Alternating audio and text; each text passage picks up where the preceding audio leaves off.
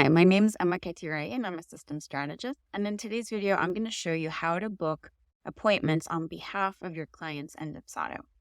So for some industries, you need to book appointments sometimes on behalf of your clients. Not always, but sometimes.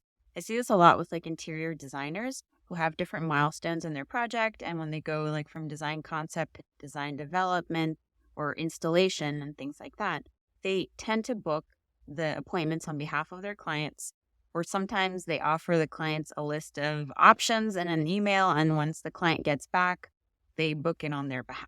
So I'm going to show you how to do that in today's video.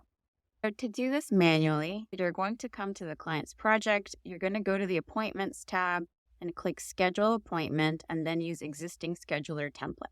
From here, you're going to choose from your drop-down menu of all the calls that you have available. So let's say it's this initial call, and you're going to click Add. So that's going to add that appointment scheduler to the project under pending. Okay, it's not under confirmed, it's under pending. Here, at this point, you can now either click open and change, the days that you're available or anything for this particular client. This does not change the template. It changes it inside this project for this client. But if you're going to choose it on your client's behalf, you're basically going to come here and click open.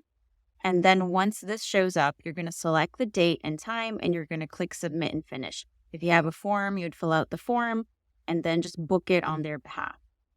Once you select the date and time and submit, your client's going to get the confirmation email that's attached to that scheduler, plus any reminder emails if you've attached those to the scheduler template. So let's say within a certain service that you provide, you are always booking the appointment for your clients. So you want to have this automated as much as you possibly can. So inside that workflow, what you're going to do is add action. And you're going to do send appointment scheduler. And instead of the default, which is send email and apply to portal, or even apply to portal, you're just going to say apply to project only.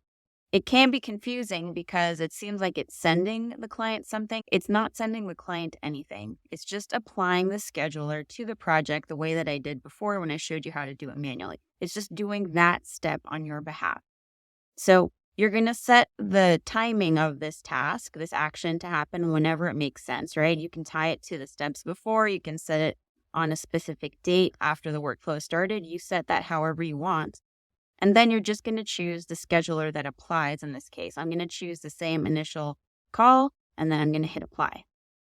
So once this step happens inside of the project, you don't have to apply the scheduler to the project manually anymore.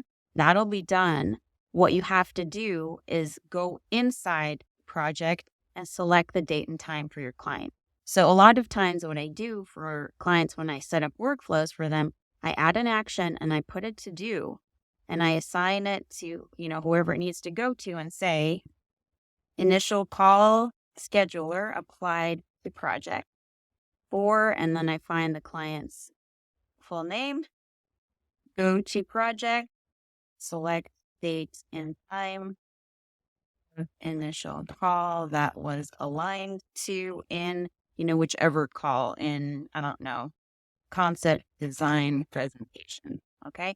And then you can select send an email to yourself or not. And you would do this after previous actions complete. So as soon as that scheduler, as this initial call is applied to the project, you're going to get a reminder that says, hey, it's been applied to the project. Go and select the date and time that you and your client align to and hit submit and finish. And then they'll get their confirmation email. And if you have reminders set up, they're going to get those too. So this is how you do in a workflow. You still have to go and select the date and time, but you don't have to apply the scheduler to the project, and you can set up a reminder so that this is all happening at times that makes sense within your project. So this is it. This is how to book calls on your client's behalf, either manually or through a workflow. If you're looking for a free Dubsado proposal template, go to my website to download that for free. If you need Dubsado templates, you can go to my shop. And if you're looking for someone to help you set up Dubsado for your business to save time, automate tasks, go to my website and book a free discovery call. This is a sales call. This is to see if we're a good fit to work together. And I'll see you next time.